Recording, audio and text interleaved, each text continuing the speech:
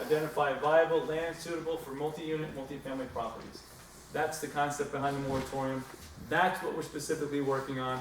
It is not pertaining to one particular development, it is pertaining to the town as a whole. So we have to keep that in mind.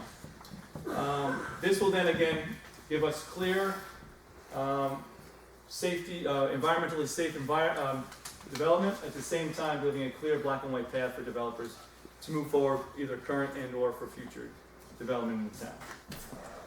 So, at this time, hopefully we can take some questions and we can do this in a nice, calm manner. I'll go back. Was this helpful, first of all? Yes, thank you. Okay, thank you. It happened because of us, and I was one of you.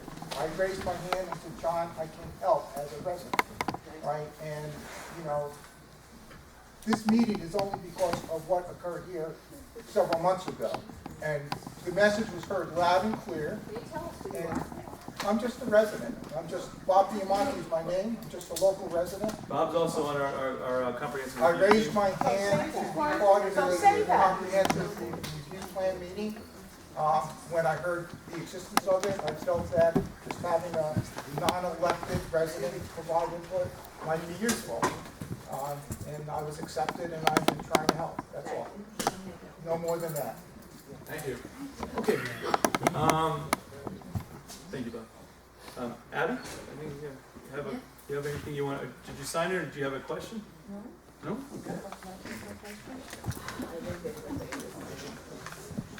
Jana, did you have anything else you wanted to address? Yeah. I do want to say I think we all do appreciate your time and your energy and what you're working on here. And you shouldn't feel anything.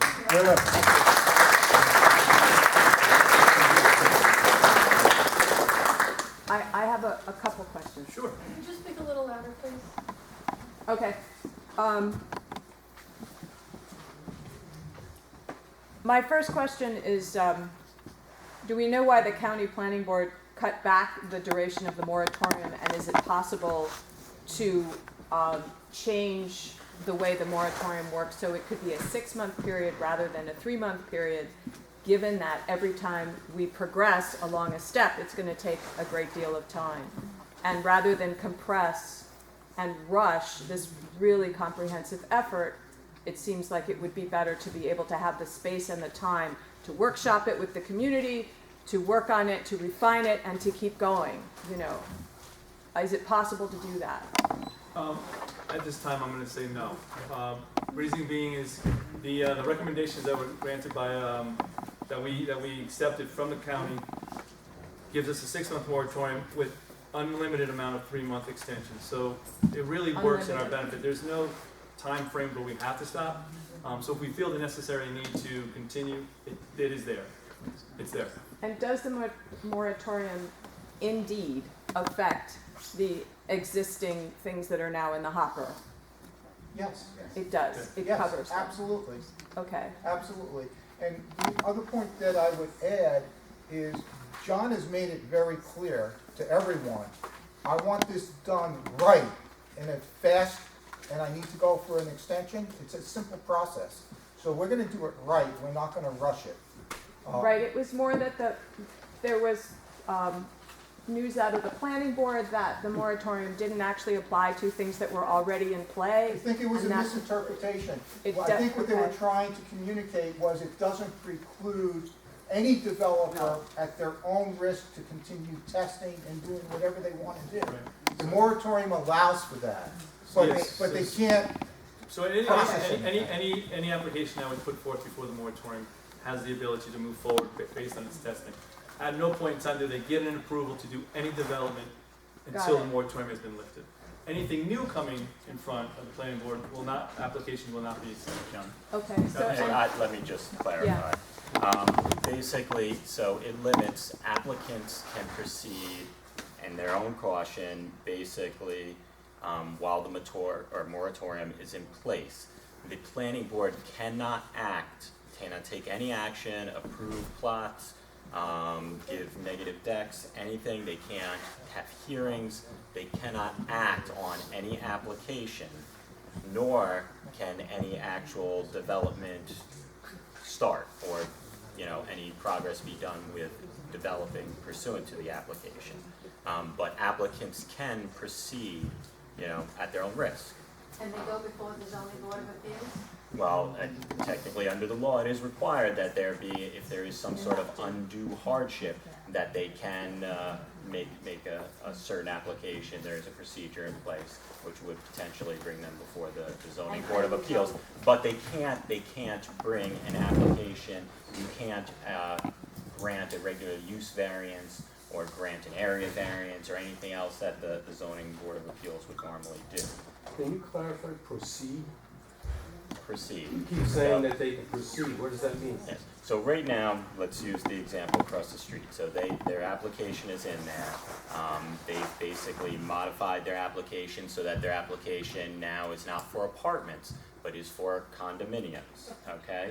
So there's that modification that they've submitted, okay? But the planning board cannot take any action, okay? So they can submit as much as they want. They can basically continue providing studies for environmental studies, the water studies, other things like that, which will eventually assist with any actions the planning board takes. But the planning board cannot act, okay? That's my second question. The second question, and then I'm done. Is there anything with all of the steps that you're taking here, is there any way to also put in place something along the lines of for the public review of the seeker process, or for the seeker process, we would make sure with certain properties that are definitely in that zone, this is a treasured property, we really would prefer you didn't do this. Is it possible to have something in place that says we must have absolutely independent reviewers, we must have independent consultants that are not hired by the developer, Yes. that are not connected to the developer, but at the developer's expense? Is it possible to put something like that in there that has real teeth? Good question. I think that may create some legal issues. You can't, Sure. force them to potentially hire or pay, Obviously, all of these applications are reviewed by Department of Environmental Conservation. These boards, obviously, any of these reports are submitted, our engineers review these things. Well, in terms of things But like actually having forcing them to hire, well, in terms of the a specific- escrow account that Yeah. apparently they're going to be reserving, wouldn't it be possible to earmark some of that? well, I know they're going to be discussing with the land use attorney what potential options, down the road Uh-huh. can be put in place to, kind of better assist the town. Right. But at this point, there's nothing I'm aware of. I think it would definitely lead to some sort of Article 78, if we're treating a certain applicant any different from any other applicant by requiring them to, no, you can't have regular professionals, you have to hire our professionals. It would potentially create Well, some issues. isn't that like Miller, that he's using Miller again to do his water testing over here? Oh, Which well, is- I'm going by the list. Well, I didn't have a chance to sign it, so can you add my Oh, name sure I to it, can. John, please? Sure. And you know Thank it. you. Very well.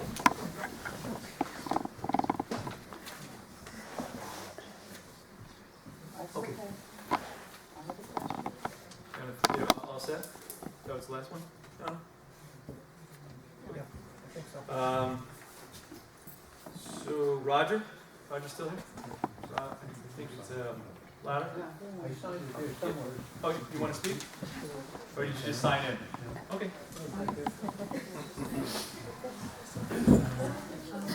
This was a tough one.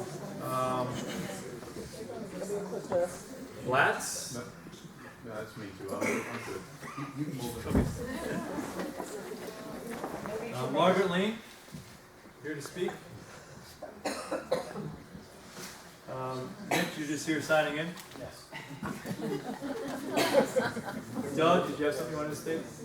Yeah, I'd just like to say that what you're doing, I think is great. What we're trying to prevent over here we need to all get together, we gotta work with these people, and if we do that and cooperate, order tests, whatever it takes, to show that this place should not open up, then we should be there and we should do it. I don't care where you come from or what your personal thoughts are, we got a big problem over here. And if we don't stop it, it's gonna be a bigger problem. And it's gonna have to do with our water, our way of life, a lot of things are gonna change. And I think that all of us should get together and I don't mind, ask all the questions you want, but these people up here are volunteering, a lot of them are volunteering their time, and this lady talking about the water situation and whatnot. We gotta give her the information she needs so that she can go forward with this study so that we don't all run out of water. I don't know how many more of you in here, but I've been out of water too many damn times. And I'm not interested in losing it to some guy who wants to build condominiums. Okay? So I just think we should do that. Remind people, in the spirit of that question, there are surveys in the back. If you want to pick one up and fill it out, you could leave it here, or you could send it into the office tomorrow. Georgianne Chapin? Thank you. I agree with you. What I wanted to say, following on another question, is, again, I'm Georgianne Chapin, is that there's nothing to keep the community group from hiring our own attorney the same way that the developer can. And I think not in the spirit of contentiousness, but in the spirit of being represented in a way that would be useful. So I think that's something we should keep in mind. I'll try to keep this short, a couple of comments. One is regarding the work that you're doing with the comprehensive plan. I want to just put forth that the mailing that went out as a survey, I'm afraid is going to be of limited use in drawing any conclusions because of the way it was constructed. There were questions like, do you know the depth of your well? That's a yes/no answer. No, I don't know. Oh, I'm yes, sorry. I know. If you don't know, then what? To me, I would answer that, yes, it's There were other 126 feet. questions like, does your water smell, taste bad, or something else? I'm worried that the work you're putting in is not going to yield you the information that you need in order to do that kind of evaluation. Yes. And I think that it should be sent out. Our labels and our mailings were funny. The deadline was later than earlier than the day we received it. If you want a comprehensive survey, it's very hard to do that with a handful of volunteers. It needs to be a much more well-structured survey, and that will yield results that you can actually operationalize. I'm very concerned that you're not going to have that. Okay, I will definitely look into it. I'll sit down with my team, okay, and we'll come up with something that's more definitive. Thank you. So the other thing that happened was a number of us got letters about well testing. Similarly, received the day before the must return day.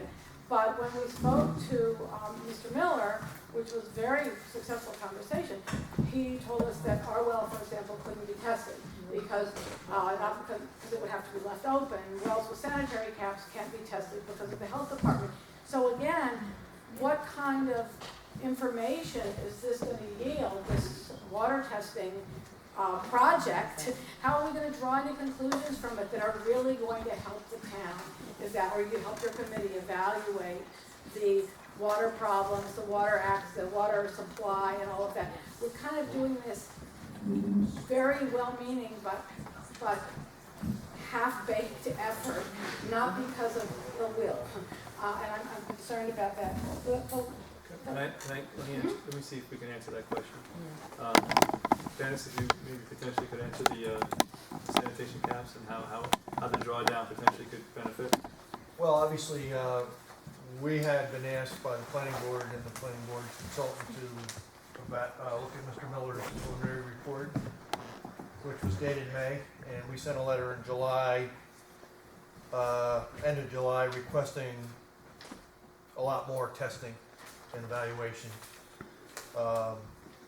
We had 5 points with respect to the work that had been done, the additional work that we requested the town planning board to require of the applicant.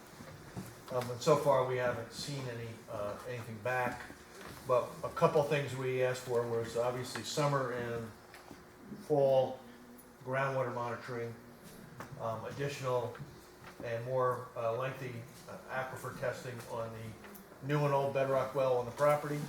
It's happening right now. And Well, water's running. if possible, obviously, more neighborhood well assessments during that testing period. And unfortunately, from what I've heard at least, that most of the wells, or most of the folks that were agreeable to have their wells monitored, their wells didn't meet the criteria that Every well.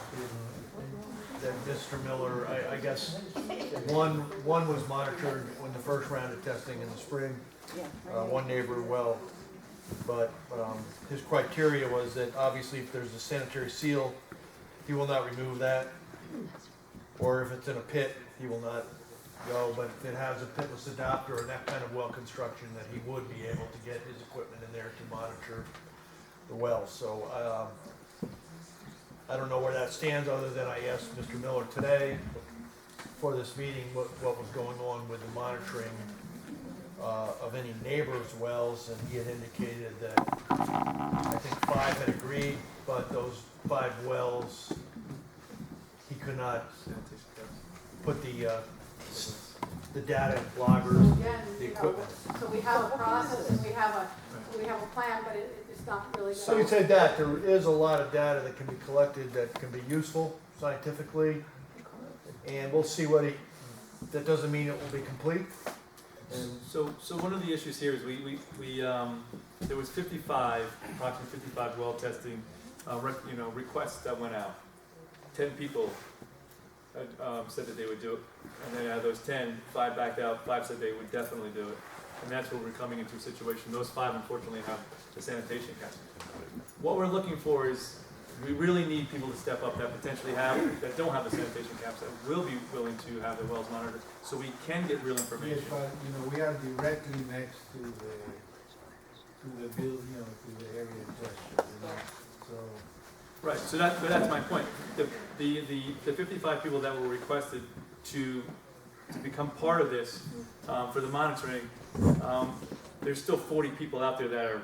We don't know, of course, whether their wells are ever being monitored. That's what I'm saying, but Maybe we need another way of monitoring the wells. Most of the people in the area have old wells. We don't have sanitation cap, but we have a pit well. And I would presume that our houses are fairly typical.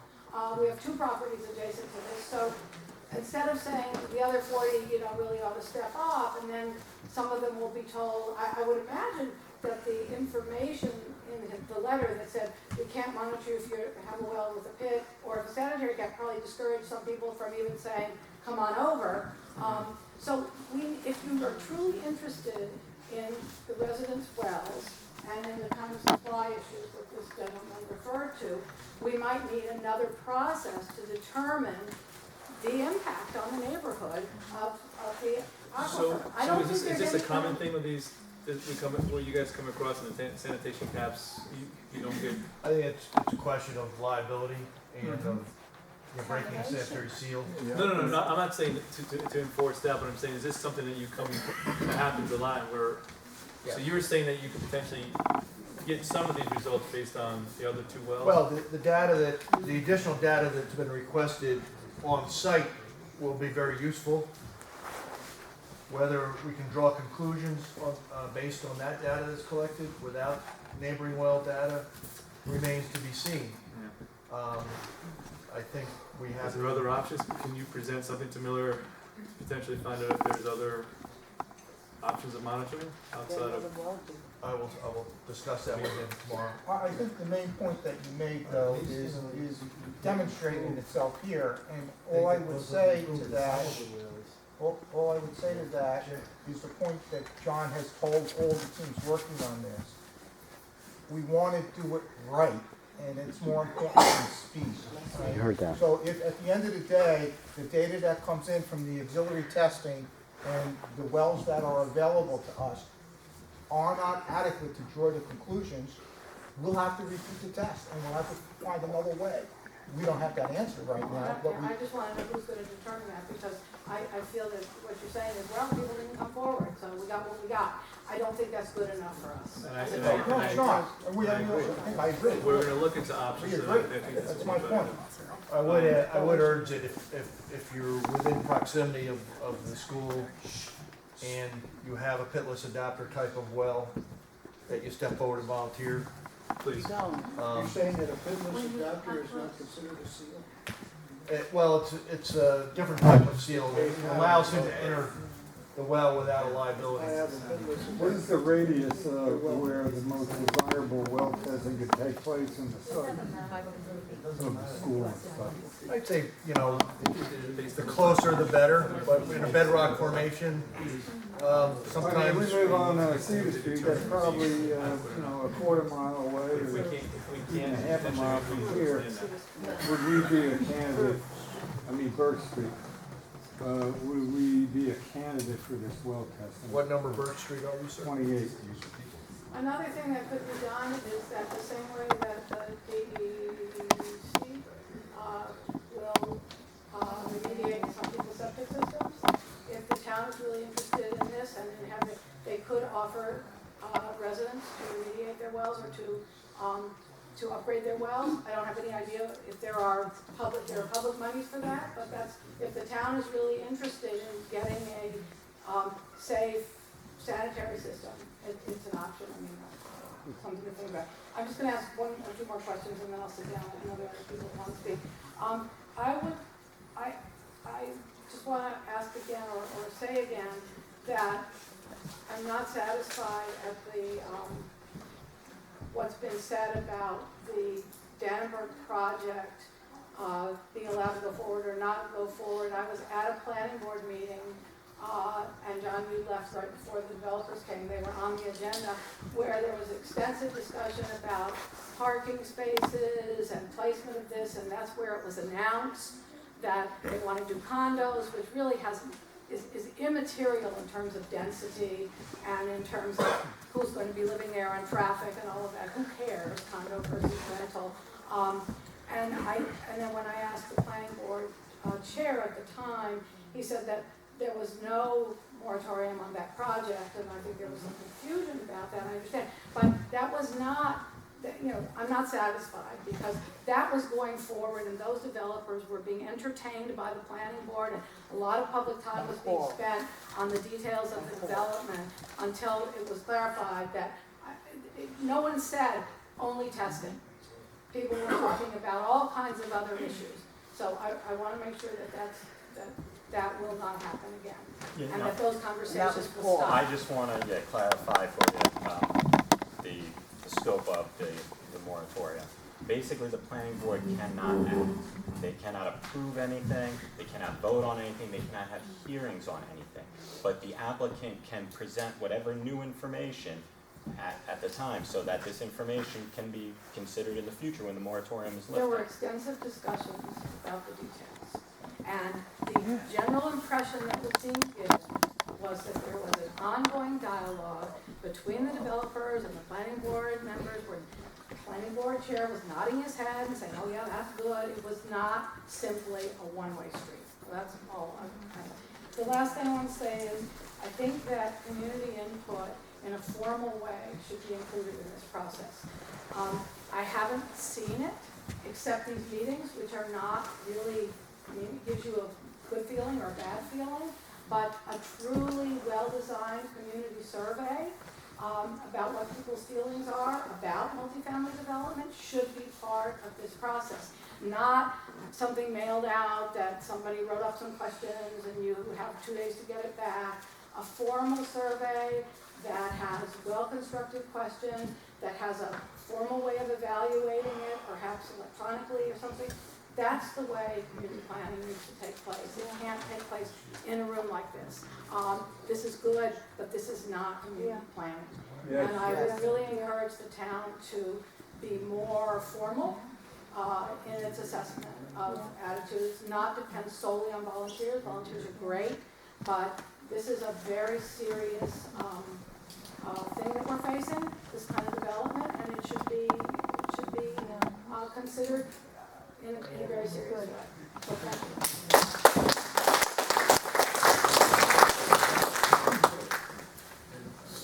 I'll reflect a little bit. So I've had 6 meetings with the Comprehensive Review Committee since June. That is residential based, board based, community based.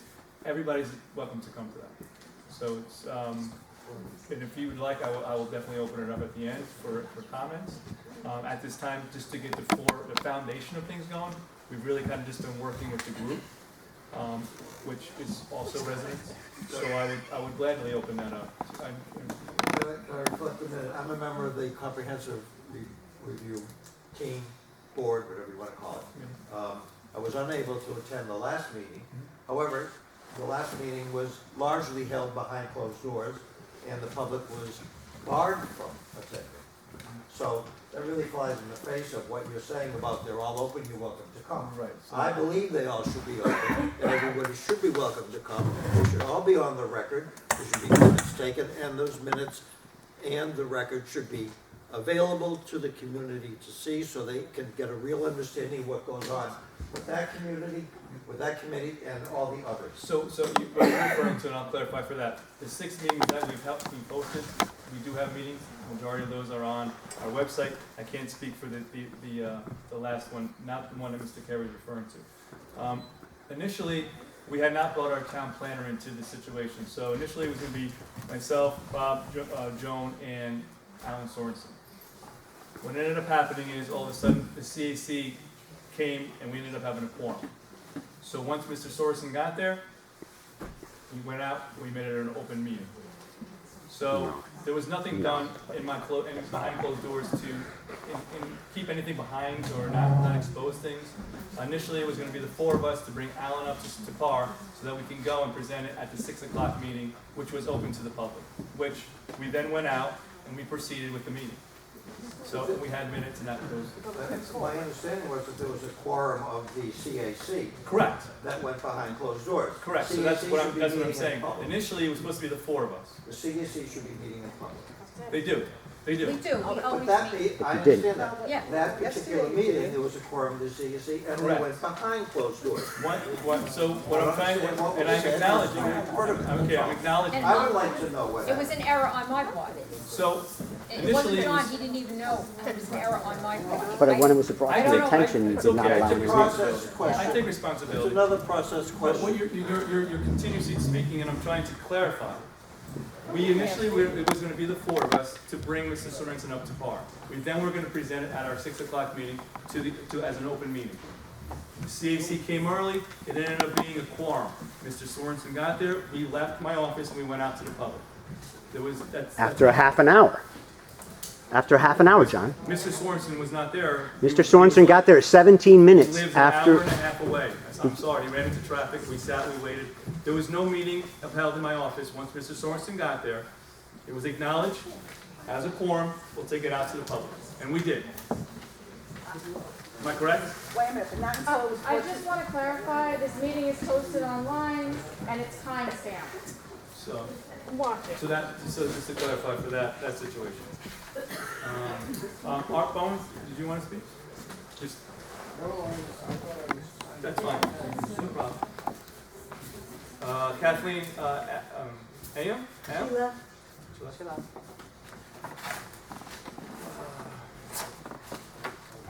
Nancy Johnson? No, just attendance. Oh, hello, I'm sorry.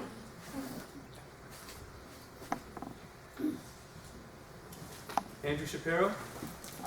I don't want to ask a question, I was just for attendance, but I just want to point out, I think that gentleman said his well would be available for monitoring. Doug. Did you get his name? Doug, if Get you that would gentleman's repeat name? your name and your address. They're getting 64 Clover Street. I got a fitness doctor on my way. You want to monitor it? Have at it. Can you repeat your name, sir? I got your Okay. address. Doug Amy. Doug Amy. Thank you. It's spelled E-I. T-H-M-U-N. I have both names. D-I-G-H-M-U-I. One second, Yeah, right. just to sign it.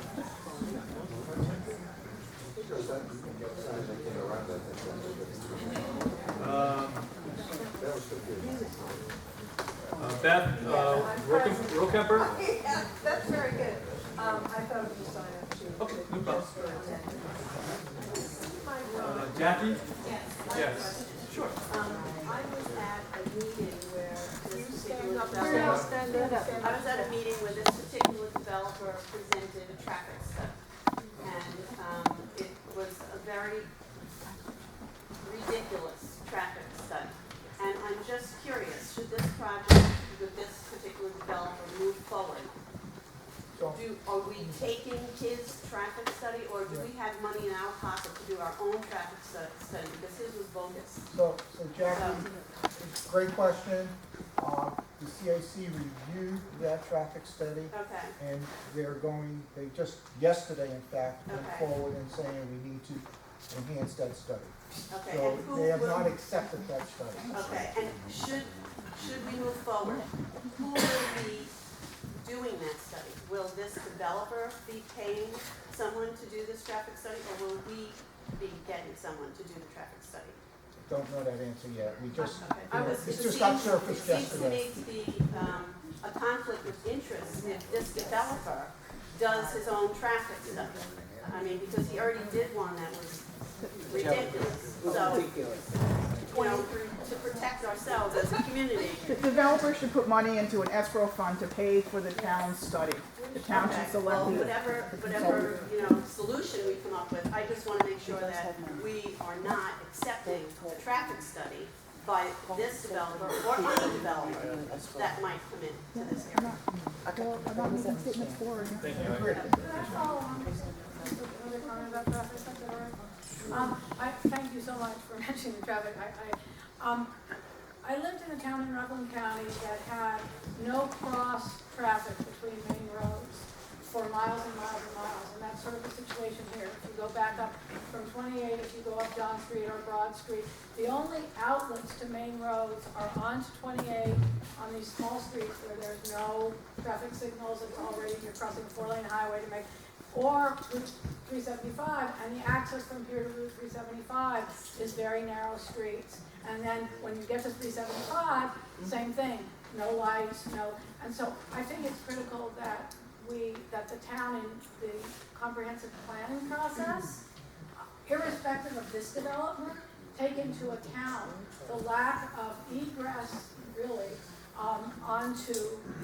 there's no egress onto Vendale, and it's dangerous egress onto 28 and 375. So I don't know, that seems to be something that should be done as part of the study during As the an overall comprehensive, and I agree with you, that's one of the things I brought up. John, is that going to include the new rail trail to the traffic that that's going to bring? Okay, so that's something that was not presented in the last traffic study, and that was something that was brought up, and yes, it definitely should be incorporated. It's going to be Yeah, horrendous. there was 1,000 people there over the weekend. It's going to be horrendous. Yeah, and just to add to that point, the discussions that took place yesterday as it relates to the traffic study. The traffic study that was performed was a one-day study on a Wednesday. I know. It was 2 hours I in was the at morning that and 2 meeting. hours in the afternoon. I know. So the very discussion centered around the inadequacy of that, if you looked at one of the charts that we had up there, multi-day, inclusive of weekends, et cetera, et cetera, et cetera, Right. because we're a tourist area. The rail trail is a perfect example. Thousands of tourists are going to be coming on weekends. You have to look at all of that. Well, I'm just asking about that because I know the traffic on 28 is going to be horrendous. Yeah, agree. It has increased, and I'm worried about also, us just getting out onto 28. It's bad enough. It took me 10 minutes the other night, and it's just a regular work day. So in terms of the CAC making a recommendation that the traffic study needs to be enhanced, we all, I think, agree that the traffic study needs at the least to be enhanced. Maybe redone by somebody independent would probably be better. But in terms of your recommendations, what's your role? Are you just an advisory capacity, or are you going to actually be able to recommend very specific things and put your foot down and say, Well, basically, we would make a recommendation to the planning board, which yesterday at a work meeting. Right. There were 4 of us there looking at maps, looking at the study, and we said it was thoroughly inadequate. That traffic study was not what we would accept. but is the planning board going to defer to you, is what I'm saying? In other words, if you say, no way, they're going to go, okay, no way? Or is it just an advisory capacity? I think at this point, we're advisory, Well, aren't we? the thing is, you're asking whether, there's no legal, like, the planning board is not legally obligated to do what the CAC says. But the CAC basically provides these studies, says, here's what we feel needs to be done, here's why. Right, Okay, but so how there's is an that actually gonna have an impact on what is decided or executed when it comes to this issue? But the thing is, that's the power of the planning board statutorily. You know, you can't take that power away from the planning board and say, okay, well, the CAC can decide this issue, these guys can decide this issue. All these committees, all these other groups, you know, do these studies, provide recommendations, and. So it's you just know. a recommendation, basically? Yeah, no, the Okay. planning board is the one that actually votes on this. No, So- I understand that very well.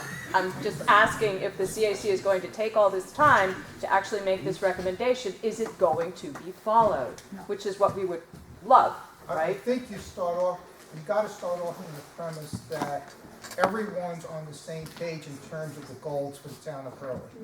Right, we wanna protect our culture, we wanna do things right, we recognize the need for multi-dwelling, housing, but we wanna do it in the right spot. So, I mean, you know, I think if the town. Are you on the CAC now? No, I'm on the comprehensive. Okay. plan. You're on the comprehensive plan? Right, so the CAC will actually come to the CRP, and then jointly the CRP and the CAC